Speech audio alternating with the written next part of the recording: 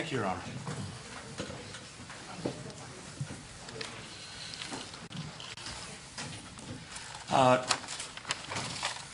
Dr. Spence, before I get into a few things, I just want to go over a little bit of what you said on direct examination.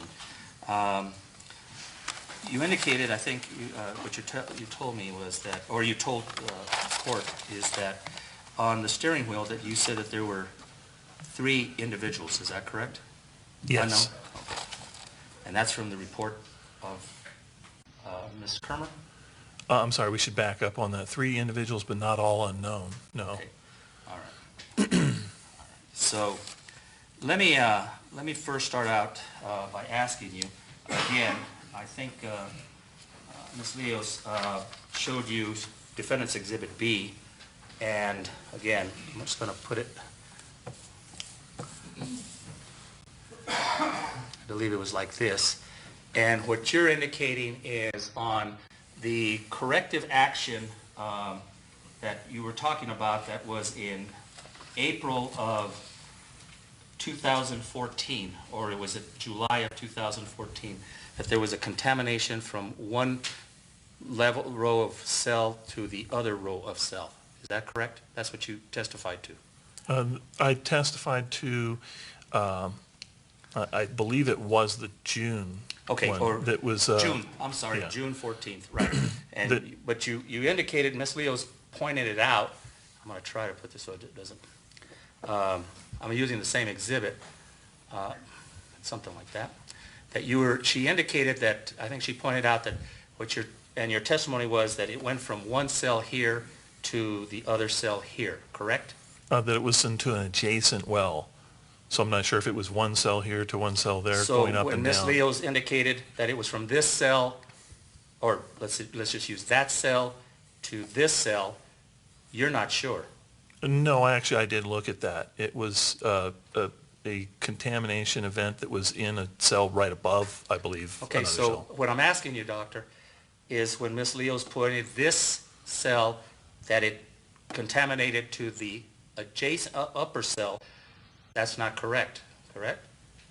That's not what happened. It was in an adjacent cell. That's all I testified to is what the corrective action report read, was that it was a well next to another well. Okay. When you look at the additional information in there, Doctor, it shows which 2 wells were involved. I'm going to ask you, please just answer my question. Okay. Ms. Leos will have an opportunity to redirect you, okay? When Ms. Leos pointed her pen and indicated to the jury that it was from this cell to this cell, and you said yes, is that your testimony? That was not my intention to testify to that, because this isn't even the right amplification plate. Those are not the right F10 and F9 and so forth. She was pointing to wells, and I was speaking in general terms. It was an adjacent well. Okay. That's what I want to make clear. Okay. Now, before we get going, Dr. Spence, you're here to testify. You're not here to dispute or indicate that anything was wrong with the crime scene processing of the DNA, correct? No. And you're not here to testify as to whether there was any problems or in the collection of the evidence, correct? No. And you're not here as to testify as to there was something wrong with the preservation of the evidence, correct? No. You're not here to testify that there was anything wrong with the chain of custody of the evidence, correct? No. And you're not here at this point to testify that there was something that DPS did wrong by storing the evidence in their evidence locker, correct? No. Okay.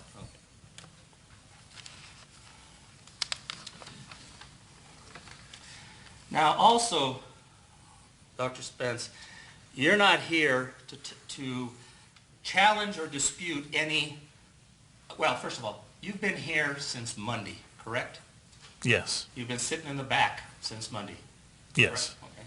And you've heard certain testimony as it's gone along since Monday, Tuesday, and Wednesday, correct? Some of the testimony, well, not much of the testimony Monday, but pretty much all of it Tuesday and Wednesday. Now, are you here to challenge any of the testimony that occurred on Monday?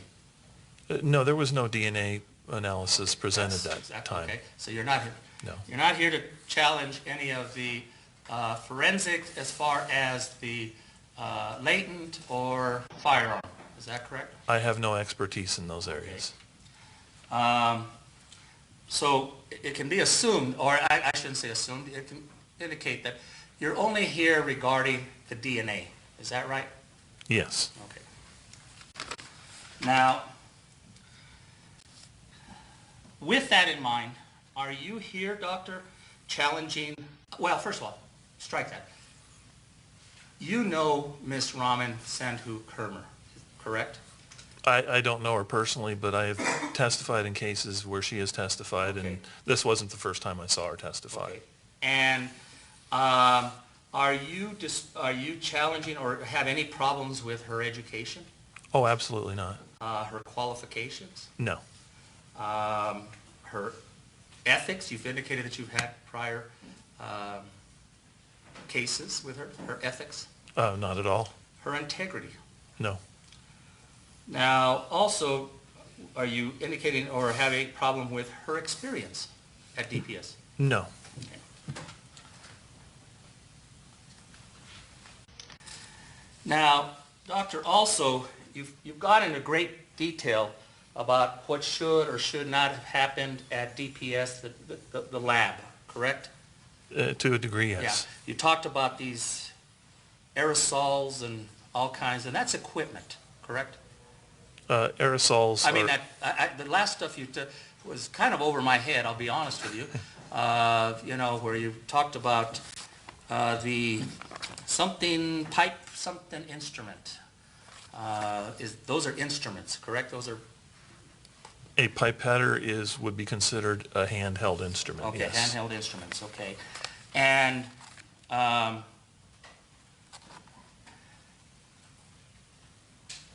in your case, in this case here, Dr. Spence, are you indicating at any point that Ms. Kermer did anything that you know of in her procedure, you heard her testify, that she did anything wrong? I think she did do something wrong. I do not blame her for that because how you load amplification plates should be defined by technical leaders, supervisors, laboratory directors have to be aware of what kind of issues there can be or what kind of risks are being taken that are completely unnecessary. Okay, going into that, I'm glad you said that, Dr. Spitz.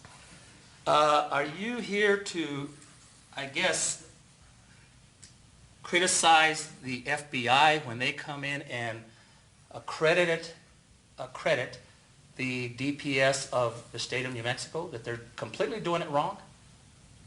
I think that if the FBI, who typically isn't going to come in and inspect your lab, but there are accreditors from ASCLD, there are auditors from the NFSTC, I think that they should be looking at how amp plates are being loaded with respect to evidence and reference samples. Do you know if they didn't do that? I know that auditors come in and they look at a lot of things, but they don't address that issue, obviously, otherwise. Are you certain, Mr. Spence, Dr. Spence, that they didn't do it in this particular lab?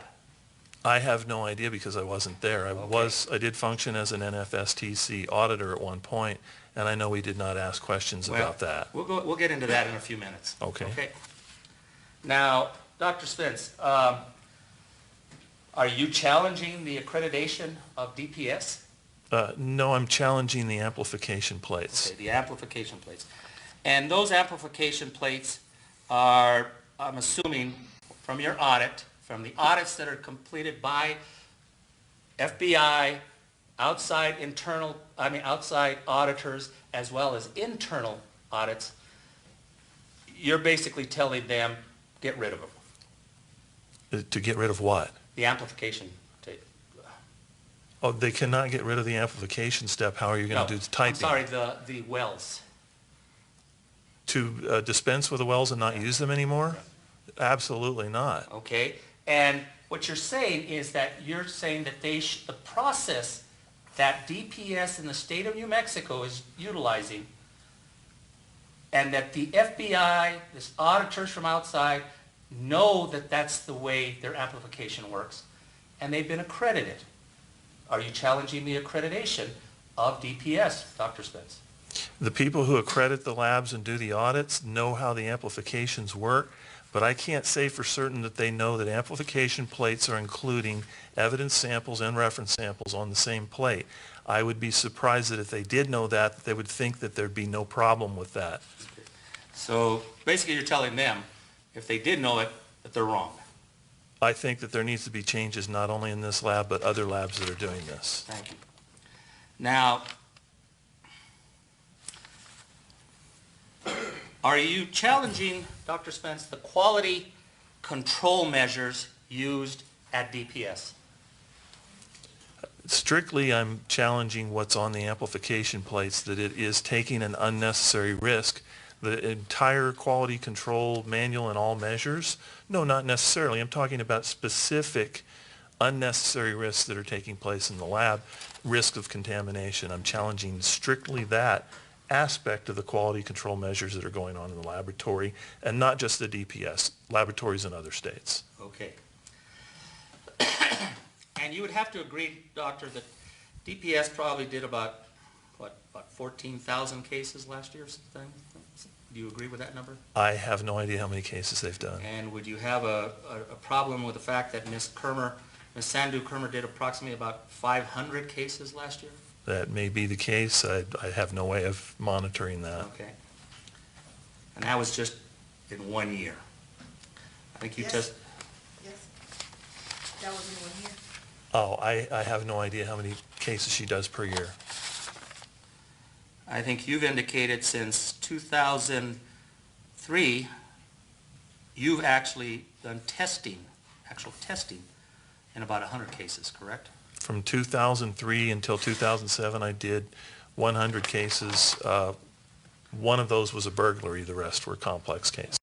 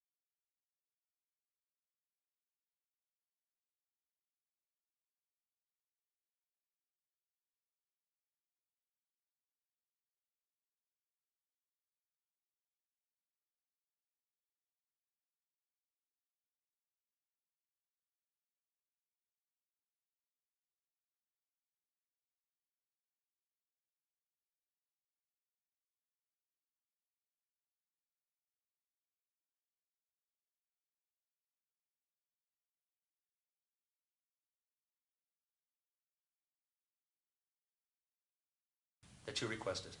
I did not receive a binder. What I Well, received? or a PDF? Yes. Okay, that contained. Now, some of that material that you, well, I'm not going to read everything, but, well, I guess if we want to. Evidence screening and examination reports, correct? Yes. DNA profile analysis report. Yes. Evidence item lists, examined items and unexamined items, correct? If you're reading the discovery list, they provided the majority of those. I saw no deficiencies in what they provided among the discovery list that I provided. Okay, I'm going to continue. Okay, I think the jury needs to know exactly what you're reviewing and what you're indicating on your corrective actions. Okay. The laboratory case notes, analyst bench notes, that would have been Ms. Kermer's bench notes and everybody else's, the technical review, the administrative review, correct? Yes. Okay. The evidence screening and examination serology worksheets. Yes. Okay. The DNA worksheets, which included extraction, quantification, PCR analysis, which is basically amplification, is that? That would be the amplification setup and beyond that. Okay. Now the STR typing data and electrophermogram printouts, probably more than what I know. Yes, Clearly. those as well. Okay, and which the genetic loci STR allele, I never can pronounce that, call summaries, correct? Yes, and in some of these cases, they may not have provided those, but if they don't generate those, they don't have Tell to. me what you didn't get, Doctor, on this. I've got everything that I needed. I believe there's mentions there are police reports and case synopsis. I may not have gotten those, but I don't always have to have those. I'm looking at your list. I don't see a request for police reports. Oh, I do. Medical reports from law enforcement or medical facilities, correct? Yeah, for example, I don't believe I ever received OMI autopsy reports, but I don't necessarily have to have those. DNA mixture analysis, correct? Yes. Population statistical calculations. The calculations that Ms. Kermer made in this particular case. Yes. Okay. The positive and negative controls. Yes. Okay. The laboratory standard operating procedures, particularly the reporting lab's RFU limits of capillary electrophoresis. Forget it. True? Yeah, in that case, they didn't provide those, but they didn't need to. I had many cases from them previously, and I already had those. So you already had the information? Yes. Those are just data that is accumulated by DPS through the years. It's not data, but it's manuals and standard operating procedures. And when new ones come out, I hope to get those as soon as there's a case that I need to look at. Okay. Communications between analysts, supervisors, investigators, prosecutors. This includes any corrective action documents issued from the crime lab during the previous 5 years pertaining to improper calculation of population statistics, correct? Yes. And any additional corrective action reports relevant to this case or issued within the time frame of case evidence processing, correct? Yes. Okay, you received all that? For the most part, anything that was pertinent I received, and I would have made requests for anything that was deficient, and I made no further requests beyond around August 22nd, 23rd is when I received the bulk of the information, Okay. and I saw no deficiencies at that point that I could see.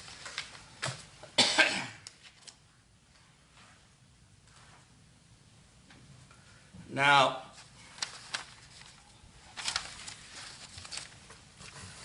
Dr. Spence, you had also received, not from the written request, but you had also received Ms. Sandu Kermer's 2 reports, correct? Yeah, Written reports. those 2 reports came earlier. Earlier. They came in July. I received those. Now,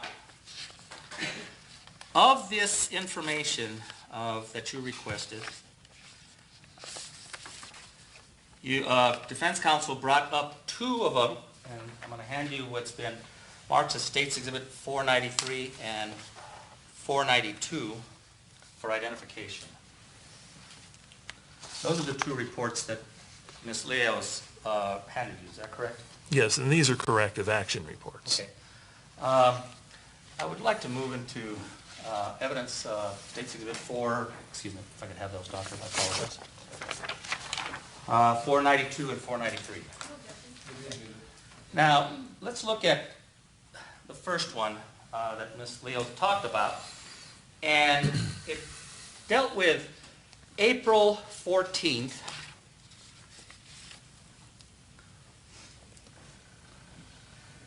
Okay. Let me just, of 2014, correct? That's correct. Okay. Officer Benner was not killed, shot in 2014, correct? That's correct. The second report, State's Exhibit 492, was 2 months later, June of 2014, correct? That's correct. And again, Officer Benner hadn't been shot or killed between April of 2014 and June of 2014, correct? That's correct. And these two documents are the two that Ms. Leos showed to you and to the jury, correct? That's correct. Now, you would have to agree with Ms. Kermer's testimony, Dr. Spence. She testified that there was level 1 and level 2 corrective actions, correct? Yes. And level 1, as it hit on the April 14th, April 18th, I'm sorry, April 8th of 2014 corrective action, let me just zoom it out, talks about level 1, and it's level 2, correct? Yes. Now, level 1, as Ms. Kermer testified to, and first of all, this right here says, is this a significant problem for quality? And it's checked off as no, correct? That is correct. Are you disputing that? No. Okay. Now, are you also, it says level 1 and level 2. Now, level 1, the nature or cause of the nonconformity directly affects, raises immediate concern, and has a fundamental impact on the work product of the laboratory and the integrity of evidence. Now, is that checked off? No, it is not. Are you disputing that? They should No. have checked it? No, I'm not. Now, level 2, the nature or cause of the nonconformity does not, to any significant degree, affect the fundamental reliability of the laboratory work product or the integrity of the evidence. Is that checked off? It is. And are you disputing that, Doctor? No, I'm not. Okay. And on, second thing is, and you indicated it was self-reported by Margot McKiska. Is that right? McKeska. McKeska. Not Raman Sandhu Kermer, correct? No. And Ms. Kermer was employed, if you listen to her testimony, she's been employed with DPS for about 6 years. She would have been employed during that time, correct? That's correct. Okay.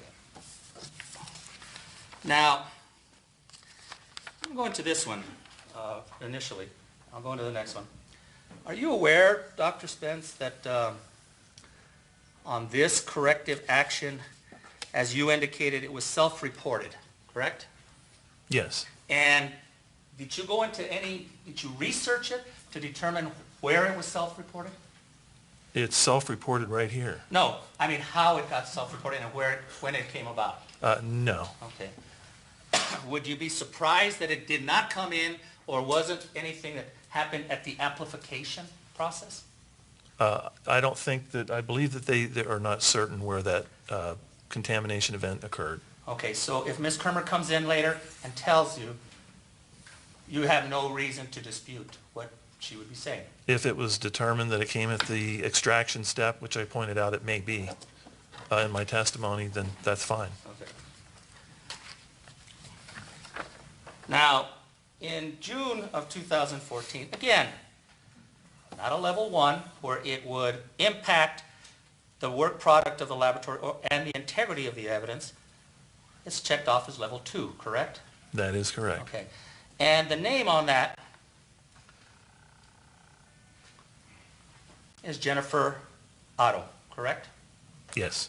It's not Miss Raman Sandhu Kermer, correct? No, as I pointed out in my testimony, it's the technical leader of the lab. Now, what wasn't shown by Ms. Leos in Exhibit 492 was the actual amplification sheet where the problem occurred.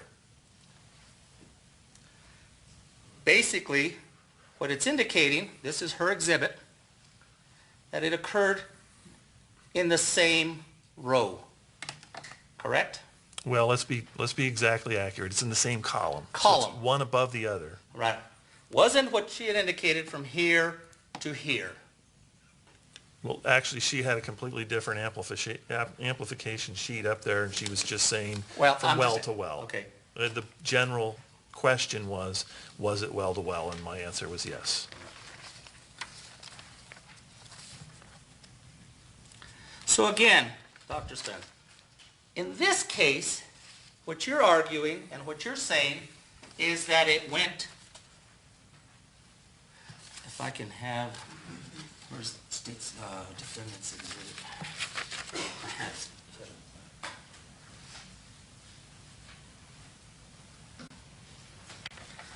Defendant's exhibit B, it occurred, what you're saying is that it would have occurred from this column, or well, to this other column and well. Different columns, correct? Those are two different columns, yes. Okay. Let me step in there, Mr. Lopez. You're not saying that there was cross-contamination in this case, are you? I'm saying that there's no way of determining, considering that the profile from Mr. Romero is the same as the profile on the firearm sample that is one column and 3 rows up. Hold on. You're not saying that in this case, in what Mr. Lopez showed you there, that there's any proof of cross-contamination, is there? Proof, absolutely not. What I'm saying is you cannot determine one from the other. You cannot distinguish a true mixture or a contamination event when you have the reference sample right there on the same plate.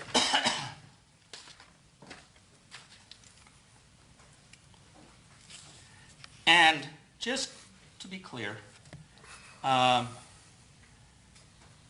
you have no proof, but what would have to occur, and let me just, we talked about wells. You heard that Miss Kermer on these wells, I'm just gonna, using this, starts on row A3, which I guess would be, that doesn't show it's flat, is the third column, correct? That's correct. And what she does is she goes from the top to the bottom, correct? Yes. And then she caps them. Now on A3, you'd agree with me, Doctor, that I think I got this right.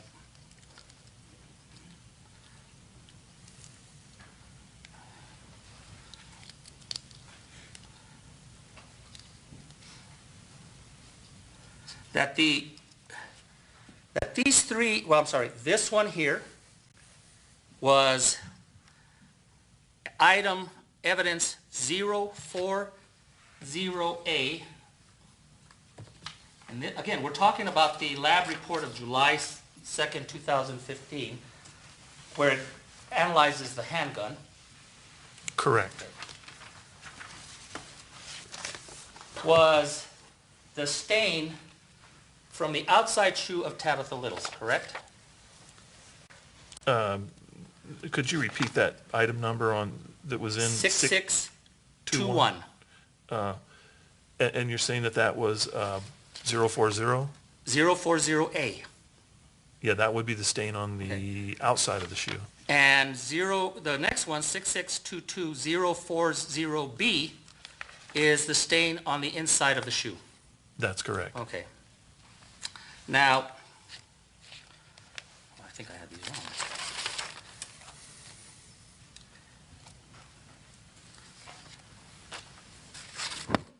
And what would have happened after that is Miss Kermer would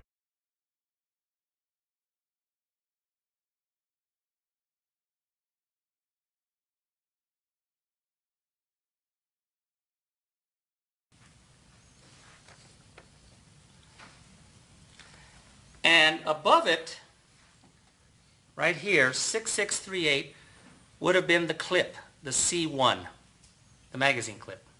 C1 is a magazine clip, yes. And above that, AR4, which is the other magazine clip.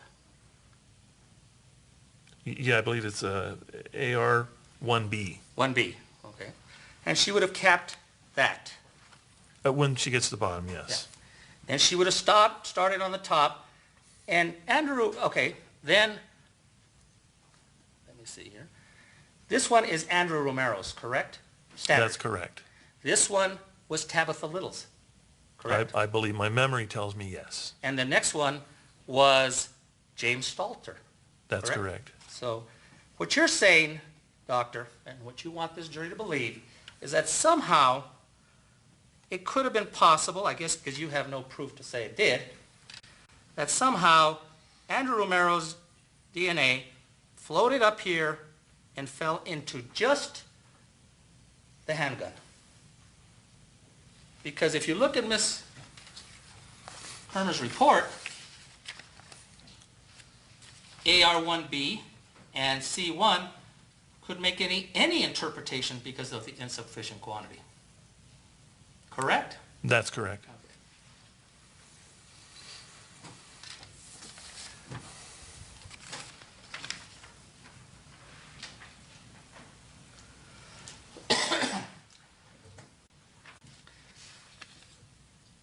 Then jump into the magazine, C1, that was just above this, and we're talking, as Ms.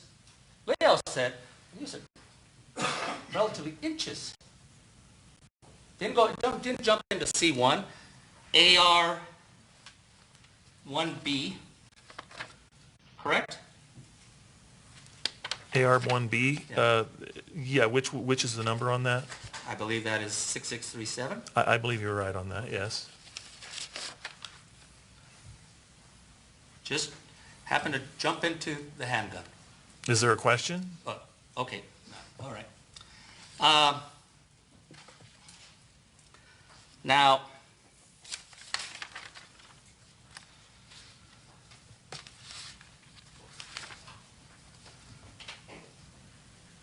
are you here to tell the ladies and gentlemen of the jury that everything, since DNA was popping out all over the place from Andrew Romero, that everything that Ms. Kermer, the results on July 2nd, 2015, should just be no good, unreliable? What I'm saying is that this is the improper way to load an amplification plate. That's strictly what I'm saying, is when you put reference samples on the same plate with 21 evidence samples, this is improper and should not be done. Whether there is a specific FBI rule that states it or not, it is an unnecessary risk. It is an enormous unnecessary risk. I guess you're disputing what the FBI recommends and what the FBI allows, what other auditors and other analysts allow, and what other states do across the United States. I'm actually not disputing them because I would like to see where the FBI recommends putting reference samples on the same amp plate. I defy anybody to find SWGDAM or FBI or the ASCLD or the NFSTC who says, please put your reference samples on the same amplification plate with the evidence samples where you're looking for those people to see if their DNA is there.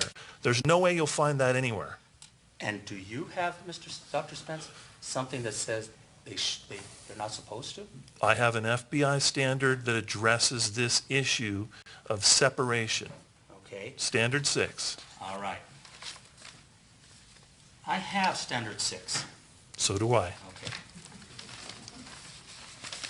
Now, let's go to Standard 6. May I approach you? You agree that that is what you're talking about, the quality assurance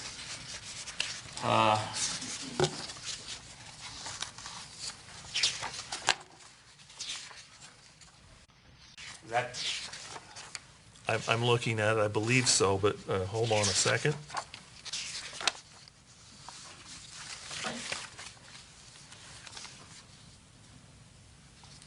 Yes, this is the similar. I've looked at an online version, but it appears to be identical. okay.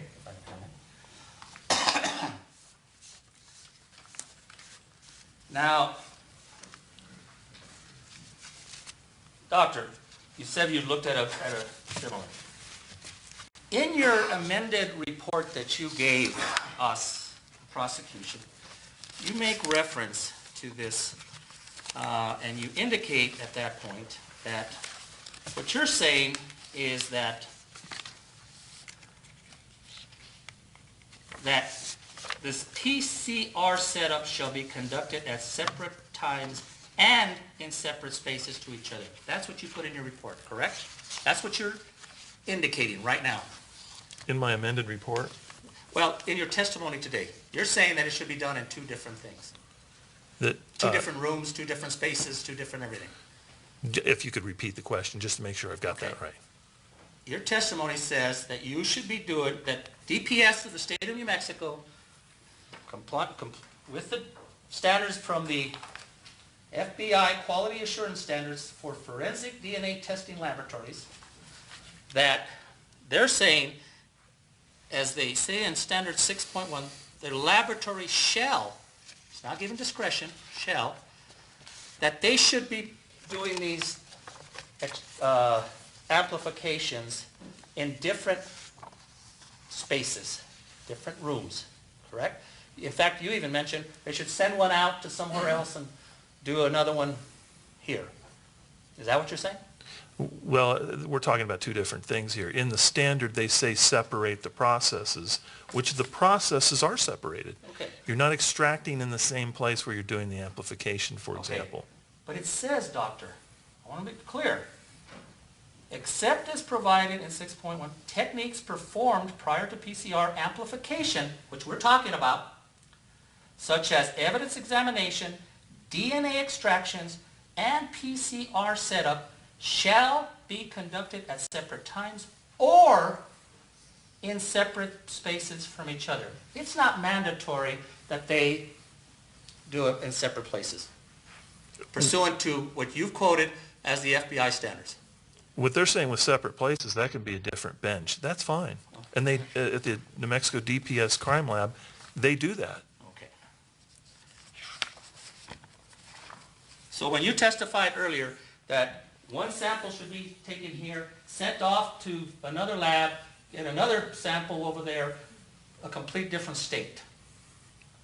Yeah, this is not being addressed in the standard. The standard is talking about separating the processes. And the standard never says you must separate reference samples from evidence samples on amp plates.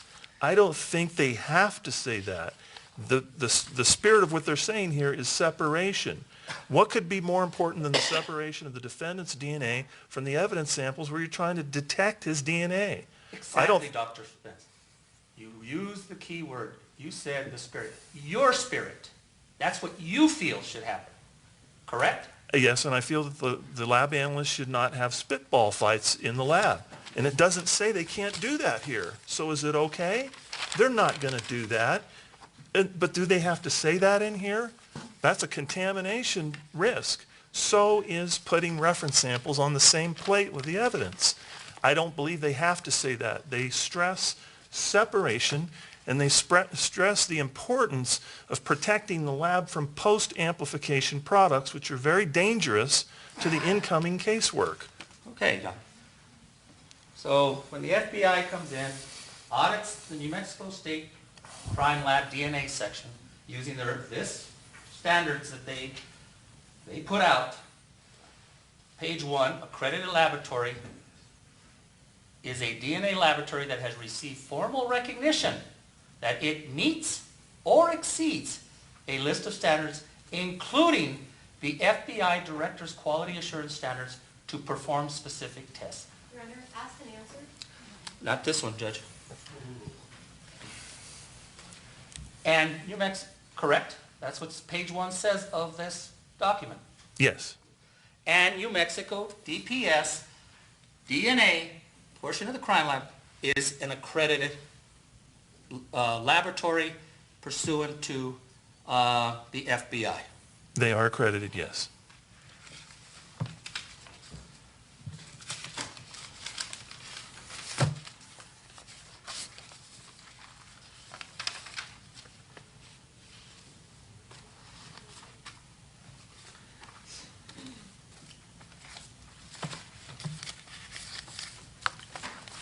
exactly.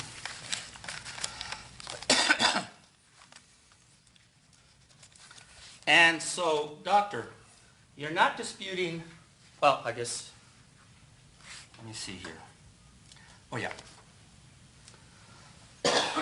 The results that Ms. Sandu Kermer indicated on the April 4th, 2016, her testing and analysis of those items, correct? Her findings. Her findings, I've looked at all the electropharograms, there's no problems with those. So if she did them the exact same way, you have no problem with how she did them. Then if she testifies, and I think she believes she did, she testified that she did both tests exactly the same. From the July test Right. from 15 and the April test in 2016, no problems, no Okay. issues. So when DSW9, the steering wheel, says on her report that to a reasonable degree of scientific certainty, Andrew Romero is the source of the major DNA profile of this mixture, correct? That's what she says, and I have You have no, no issue with that. and that Tabitha Littles cannot be eliminated, and that Greg Benner and James Stotler are eliminated. Just didn't leave out that there was 3 other people, she eliminated them, correct? She eliminated those 2 other reference samples. And so there's not any unresolved people. She talked about Tabitha Littles, which couldn't be eliminated, Greg Benner and James Stotler, but Andrew Romero was the major contributor. There's part of that that's not correct. There are what are called unaccounted for alleles on the steering wheel, and that's why we have a mixture of at least 3 people. We've identified the majors, Andrew Romero, which I agree with, Okay? and then Tabitha Littles as being a contributor, and there's quite a few added alleles that are from at least one added contributor, and that person is unidentified, All right. or persons.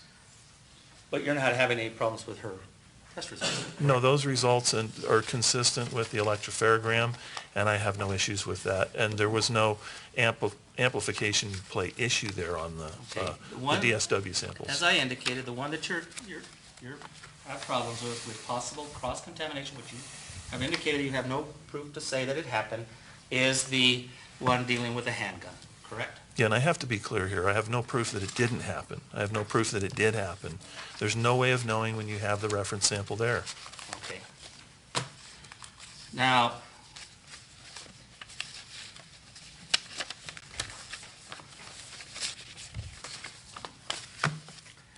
in our pretrial interview, Dr. Spence, let me just try to find the page here.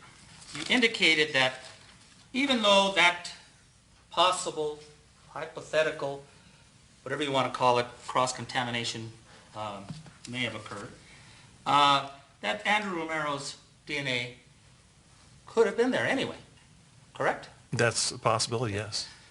Since you weren't provided with the police reports, the gun was confiscated in the early mornings of May 26th, 2015, 5 or 6 hours after the killing of Officer Benner, where there's been testimony it was thrown from a car, passenger window that Mr.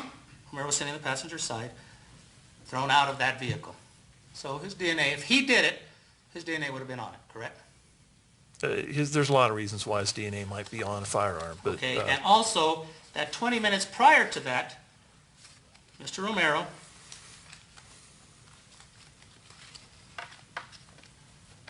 show you what's been admitted as State's Exhibit 310.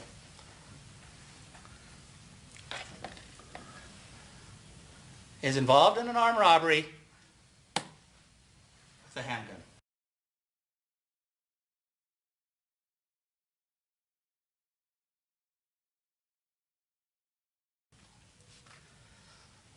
In that period of time, you did no actual forensic DNA testing as Ms. Kermer does on a daily basis. no, I wouldn't compare the two because what Ms. Kermer does is mostly casework. What I was doing did not involve any actual cases. It involved a lot of the same testing, but it was set up for the lab to get our testing procedures approved for accreditation, and that takes a long time and a lot of lab work. So I was testing, but not on any actual cases. Lab never got accredited during your term, did you? They got accredited, I think, about 11 months after I left. Now, then you go on to say that you're a forensic DNA consultant in Las Cruces from 2008 to the present, correct?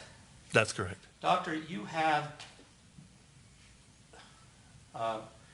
your office is at your home, correct? That's correct. I've recently moved my office into my own home. Okay. Prior to that, you had an office in an office building That's correct. that was owned by your brother. That's correct. Okay. Now, in that period of time, so during that period of time, you have no laboratory, correct? No, I never wanted, never wanted anybody thinking I did. I was always afraid somebody'd send me evidence, and I certainly don't want them doing that. No testing? You don't do any testing? It's all document review. No, in this period of time, you have nobody that you have to answer to continue your accreditation at any point, as Ms. Kermer does? Well, there is no accreditation of expert witnesses in DNA. There's no That's right. such thing. Okay. And as you indicated, you're basically hired by the defense to come in and testify in cases, correct? I've never been called by the prosecution. That's correct. Now, in your resume that you provided, you list certain references. And in your references, you list Mr. Clark and Miss Leos. That's correct.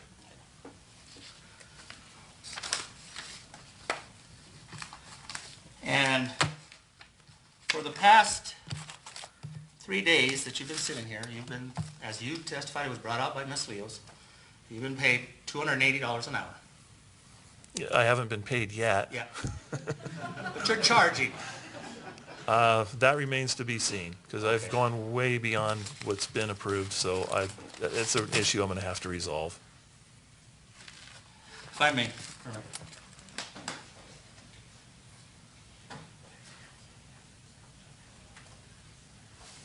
Pass through. Just a couple questions.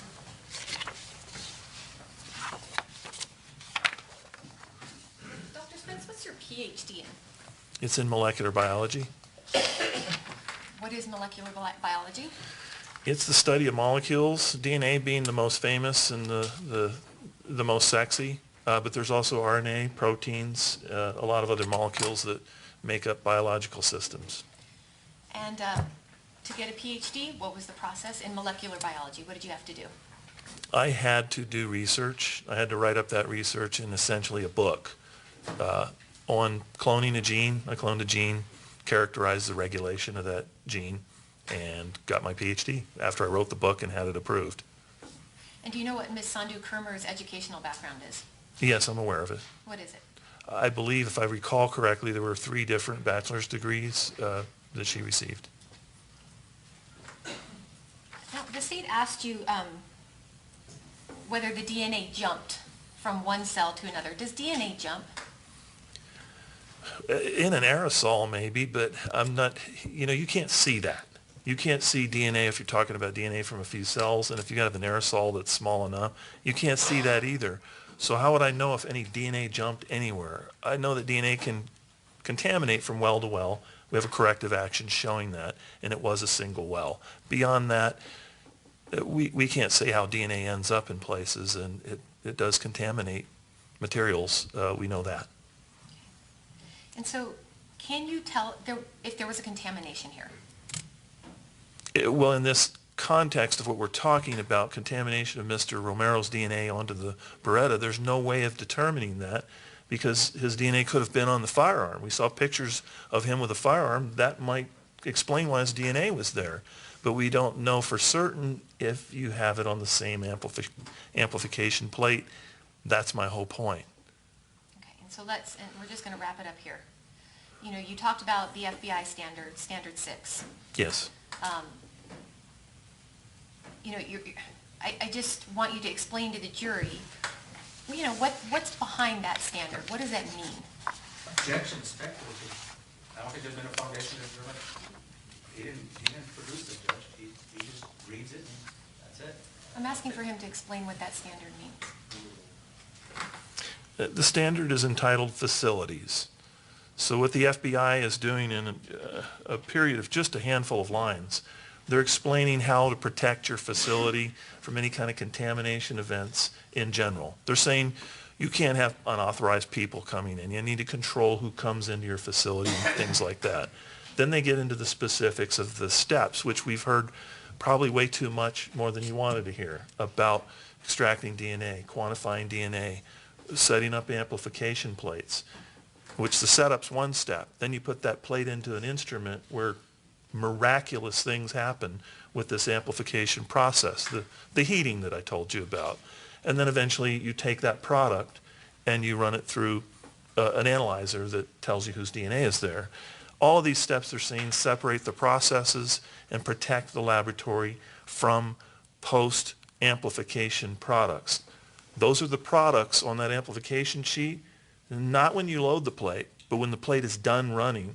There's a massive amount, millions of fragments of DNA in there. You need to protect the incoming evidence from ever seeing any of that DNA. These products are confined in a specific part of the lab. Even the airflow is controlled to prevent the air from going from the post-amp area back into other areas.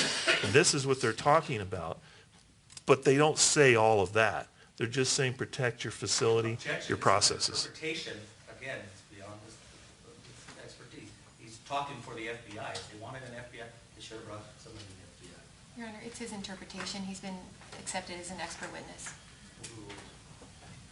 That pretty much summed it up, is that they're being very basic and general about what you need to be careful about in the laboratory. They do not specify a lot of things in here, but they specify that you need to protect your facility from contamination events. Because that's sort of it, right? We don't want to contaminate items. Right? More than anything else, they don't want things going on to CODIS that do not belong there. Nothing further. Thank you. Dr. Spence, we've been here for about 2 hours, so let me ask you a few questions, see if this summarizes what you've been saying. You're saying that the procedure should be different, it should be a procedure such as the one that you're suggesting? Yes, I'm saying that there's a procedure when you do extractions of DNA to separate the reference samples. That's all you're saying, that you feel the procedure should be different?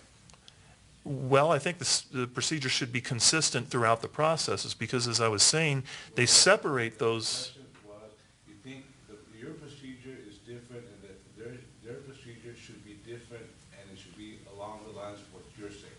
No, that's not what I'm saying. Secondly, you're not saying that the results in this case were in any way compromised because of the procedure that they used? I'm saying from the procedure that they used, I have no way of knowing whether they were compromised or not because those materials should not be on the same amplification plates. But you're not saying that they were compromised, correct? I have no way of knowing that.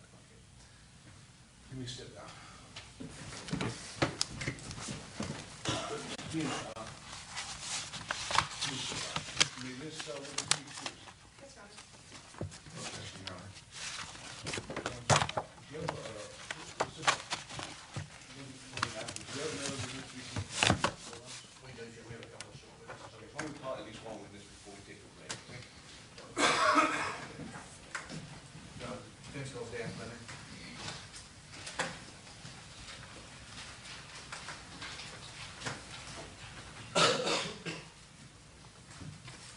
Why don't you come on up here, let me show you.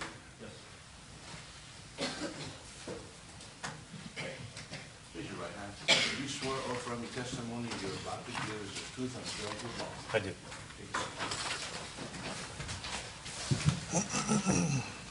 Good morning, Mr. Fleming. Could you Morning, sir. tell the jury, could you say your full name and tell the jury where you work? Officer Daniel Fleming with the Rio Rancho Police Department. And Mr. Fleming, how long have you worked for the Rio Rancho Police Department? I've been with the Rio Rancho Police Department approximately 3.5 years. Did you have any duties assigned to you in the case involving the death of Officer Benner? I did. And tell the jury what your job duties were, what you were assigned to do. Okay, so the evening of Benner's death, I was assigned to the hospital as a field investigator. Upon my arrival to the hospital, I was assigned to photograph Officer Benner after he had passed away. At that point, photographs were taken of Benner by myself. Upon completion of the photographs, I had been sent over to Miss Little's room where photographs were taken of Miss Little as well. Some evidence was handed to me that was pre-bagged by one of the detectives, and I transported it down to the Rio Rancho Police Department where it was turned over to an additional detective. What was Miss Little's demeanor at the time? She seemed fairly calm at that time. Did she appear to you to be displaying any signs of agitation? Objection, leading. Did she appear to be displaying any signs of agitation? Not at the time, no, sir. Did Miss Little's talk to you at all? No, sir. Do you remember Miss Little's asking you if she could put on makeup for the photographs? I remember Miss Little's asking somebody, I believe it was a nurse, staff member, if she could take or put makeup on. And you're there to take photographs for what reason? Of her injury. How many times did Miss Little's ask the nurse to put on makeup, if you can recall? Objection, this calls for hearsay. Wasn't even talking to her. May we approach real quick?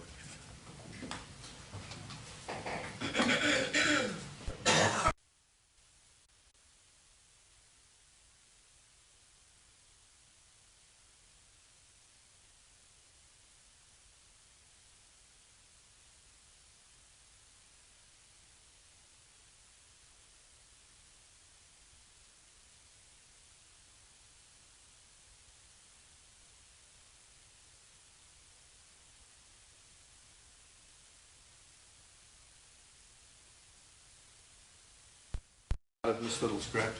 I'm sorry? You're within earshot of Miss Little's? Yes, sir.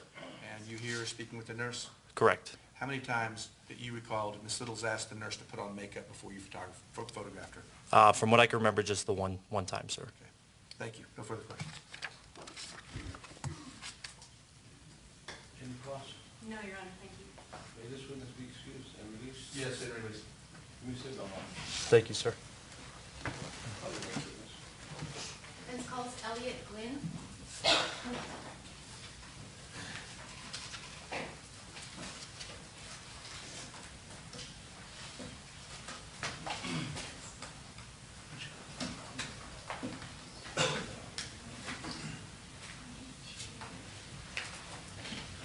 don't you come up front, you'll be seated here, so I need to swear you in. Raise your right hand. Do you swear or affirm the testimony you're about to give is the truth and the plenty of law? Yes, sir. Go ahead and take a seat. Morning, please introduce yourself to the jury and spell your first and last name. My name is Elliot Gwynn. First name is Elliott. Last name is Gwynn, Guinn. How are you employed, Mr. Gwynn? I am a firefighter paramedic for the City of Rio Rancho Fire Department. And were you employed in that capacity May 25th of 2015? Yes, ma'am. All right, so describe what you did that day. I was the paramedic assigned to Rescue 2, along with firefighter EMT Kedrick Kingery. And we got dispatched about 8 o'clock that evening to an officer down. And at some point during the dispatch on that case, did you come into contact with Tabitha Littles? Yes, ma'am. All right, describe what happened there. We had arrived on scene. It was multiple units, a lot of police officers. There was fire units that were on scene as well. The rescue that was transporting Officer Benner was just leaving as we were arriving on scene. There was very limited information at that point in time. We had no idea what had happened, how many people were injured at that point. Firefighter Dave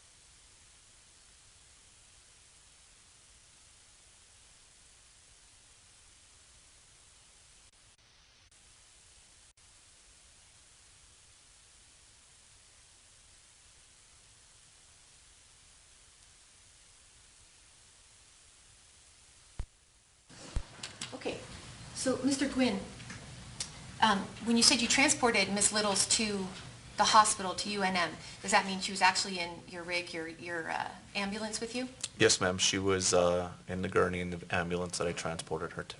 And were you riding with Ms. Littles, like you went back with her? I was in the back of the rescue with her. Yes, ma'am. So what was happening as you were driving to UNM with Ms. Littles? I had assessed her injuries. It appeared that she had suffered a gunshot wound, which we treated with bandages. The bleeding was controlled. It was not any life-threatening bleeding. I completed a primary, secondary assessment continually throughout the transport.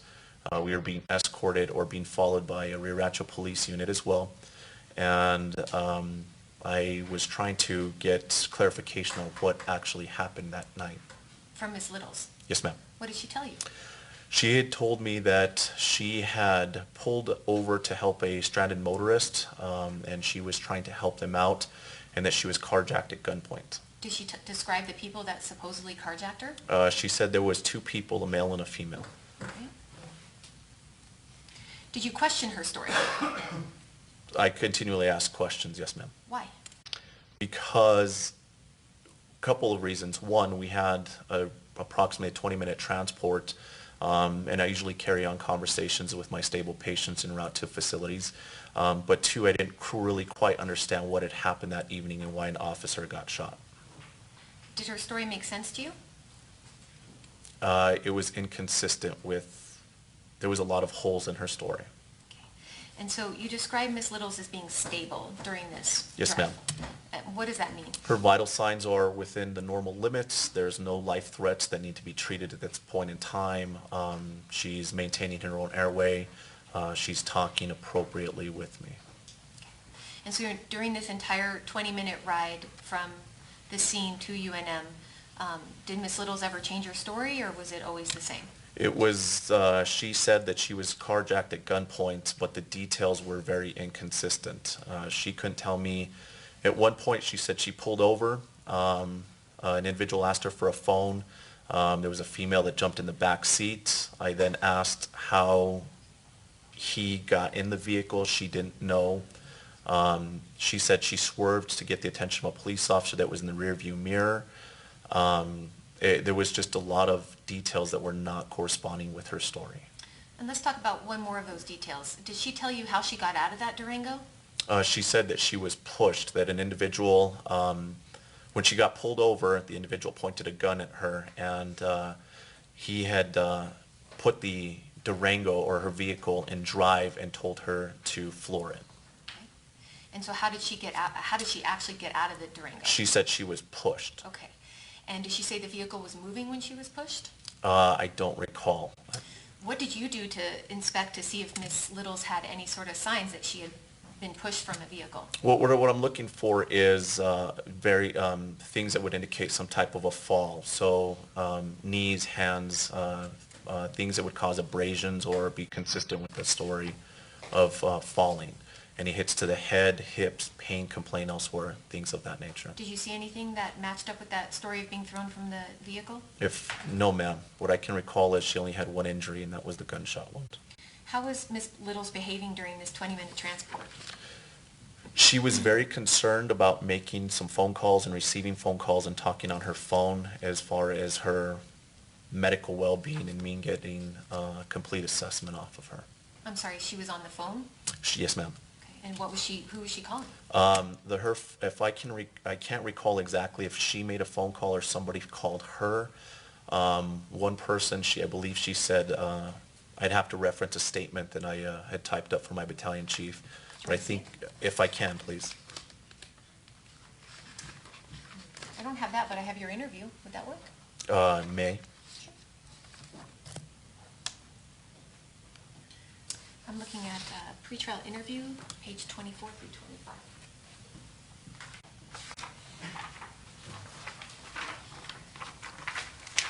Okay, so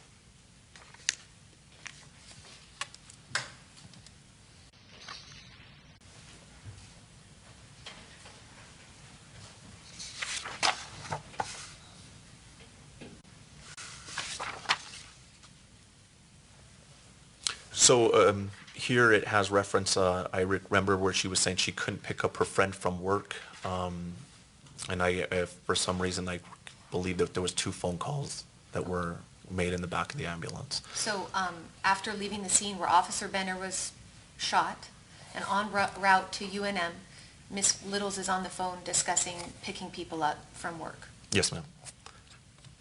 Nothing further.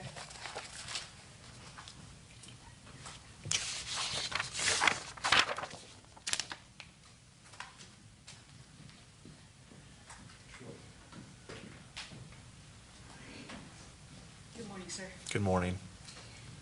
Do you recall also one of the phone calls she made, you overheard her say, "Mom, I've been shot"? That sounds pretty accurate. Yes, ma'am.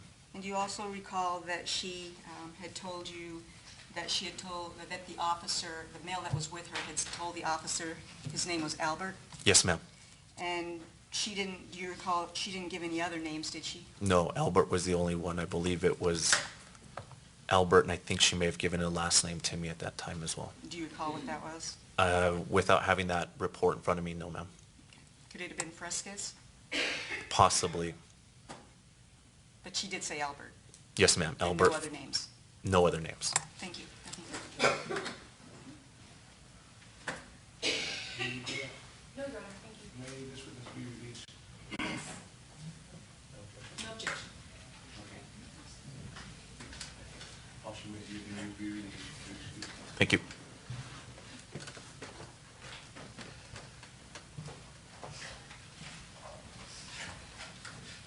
you have another brief witness, or should we take our next witness? It's only the other I think she's pretty brief, Judge. Okay, why don't you call your next witness?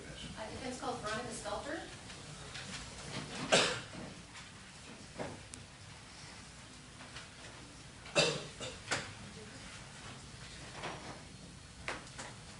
Why don't you go, you're gonna take the seat over here.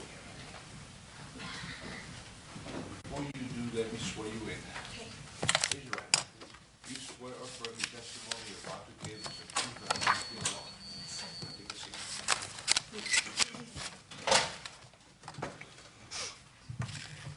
Morning. Good morning. Please introduce yourself, spelling your name to the jury, please. My name is Veronica Stalter, Veronica, J. Stalter, Stalter. Okay, and just so we can give some context to how you're related to this case, who's your husband? My husband's name is James Stalter. Okay. And on May 25th of 2015, can you tell the jury what you were doing that day? From the Towards big, the- No, not the whole thing. Towards the end, about 7:30, 7:45. okay, when we landed up at Arby's? Yes. Okay. We had just come in from vacation and we landed up, we were hungry. So we went to Arby's, and as we drove up to Arby's on Southern, excuse me, we saw that an officer had pulled somebody over. And so what we did is, they were kind of parked as you go into to like the drive up of Arby's. And so we went to the back area of Arby's and we circled all the way around. And we got to the window and we placed our order. In the meantime, we noticed that the officer had somebody pulled over, and so our window was down and we were listening. And the officer, did I keep going? Let me stop you right there. You guys recognized the officer that pulled over the vehicle? Yes, And you recognized him, why? because he had bought a four-wheeler from us. Had he also responded to your home for some stolen property in the past as well? I don't remember. I know that my husband said that he had, but I did not meet up with the officer at that time. And you remember telling law enforcement about, when they interviewed you, about the fact that Officer Benner had come to your house in the past? Yes. Okay. For the stolen property? That I don't remember. Okay, do you want to see that in your police Sure. interview? Alrighty. I'm at page 4 of the police interview. I have it sort of highlighted there at the top.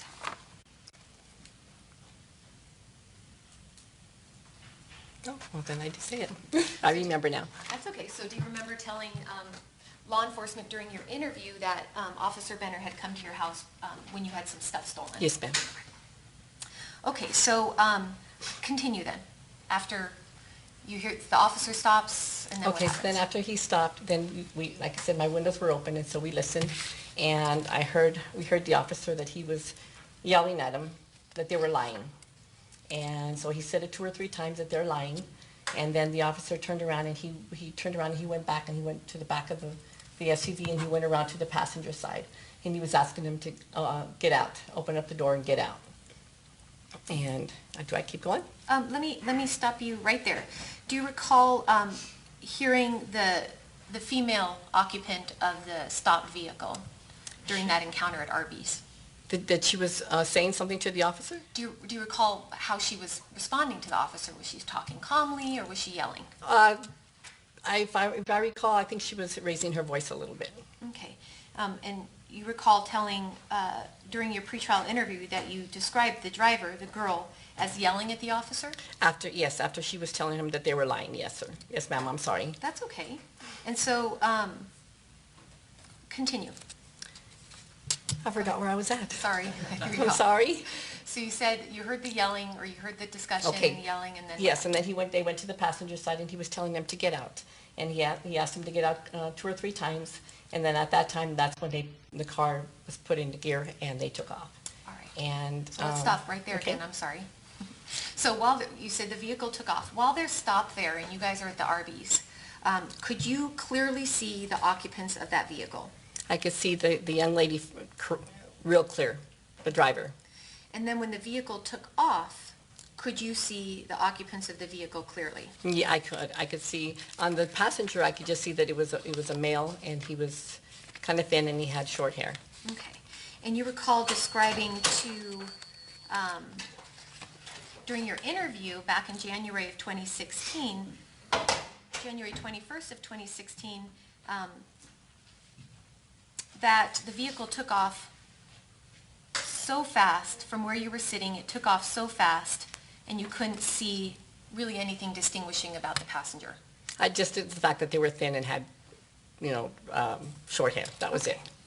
And before the vehicle took off, it was pretty difficult to see what was going on inside of the vehicle because, as you described, there was this big bush Correct. between you and that SUV, Correct. right? Mm-hmm. Yes? Yes, ma'am. I'm sorry. That's okay. And you also described in your interview that it was very difficult to see inside that SUV because the windows were tinted. Lightly tinted.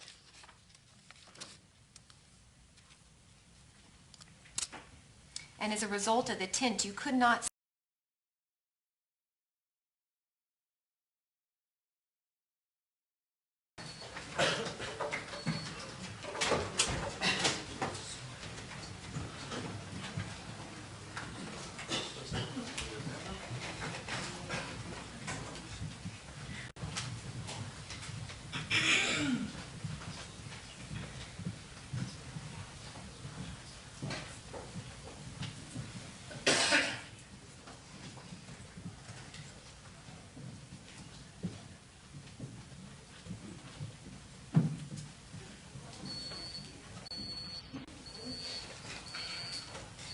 Maybe see that. Judge, the defense has one more witness, and we'll answer the fire department officer, then we'll be resting within maybe, and that's direct, it'll take more than 15 or 20 minutes. Cross, I don't know, anything the same, so we'll be resting in about 2 o'clock. Okay, and Mr. Lopez, you have any rebuttal? Possibly, Your Honor. I think we're going to talk. I'm assuming yes, Judge. So. And here's so we'll be done this afternoon. Here's the plan for the rest of the day. After that is, we need to work on the jury instructions. And I don't want to hold the jury here all afternoon. I'll release them, and first thing in the morning, we'll go into closing, reading the instruction and closing arguments. That's what we'll plan. That'll be fine. And Judge, I've already advised Ms. Romero that we are not calling our doctor. Okay. And that I advised them earlier after during the first witness, so they could call off their witness doctor. Okay. Yeah. We'll be in recess. We'll be back around 1 o'clock. Okay, thank you, Judge.